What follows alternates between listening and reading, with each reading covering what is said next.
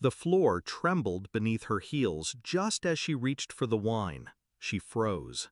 Glass half lifted, smile half formed. That artificial smile she wore whenever she knew I was watching. The chandelier above her shivered. "What?" Her voice cracked on the last word. I didn't answer right away, just leaned back in my chair and placed the credit card statement on the table, centered between the dessert forks and the untouched tiramisu. $15,274.96. La Sorella, private rooftop, wine pairings, imported chef flown in from Sicily, all charged to me. She glanced down at the paper, then up at me. "It was for the whole family," she said, eyes deflecting. "Don't ruin the vibe." I smiled, tipped my head. "Then you'll love what's coming." That's when the floorboards began to shake harder.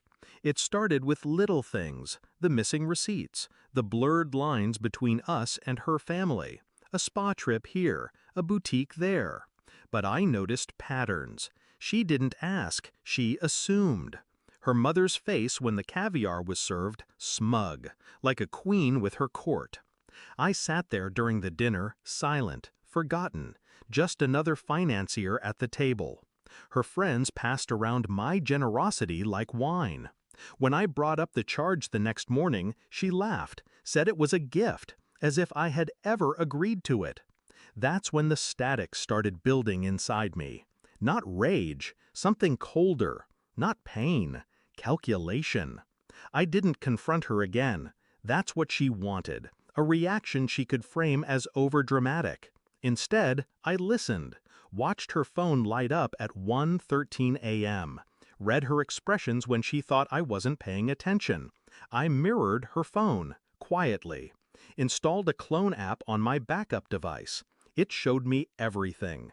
She wasn't just spending my money. She was rewriting the story of our life. To them, I was a background character, a wallet with a heartbeat. The real group chat, titled House of Queens, painted the full picture. "He's so gullible. He'll pay for anything if you say it's for family. Didn't he used to be smart?" She joked about emptying my accounts before starting fresh. Her mother encouraged it. Her sister called it generational wealth transfer. I read, downloaded, archived. Then I made arrangements. One contractor, one structural engineer, one very secure offshore account, and a single dinner invitation at our home. She arrived early, dressed like power, spoke like silk over a dagger. Her family followed, loud, overbearing, entitled. They sat in the dining room I designed, on chairs I refinished with my own hands, under lights I wired alone. And I served them. Salmon, black garlic risotto, imported wine. She basked in it, smug and certain. Until dessert. I tapped a remote beneath the table. Screens lowered from the walls, silent, sudden. Their laughter died in the throat. Text messages filled the walls like graffiti. Her jokes, her mother's schemes, her sister's gloating.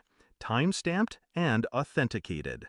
Then the bank statement, the cruise, the salon, the $15K dinner, all on my account, all without consent.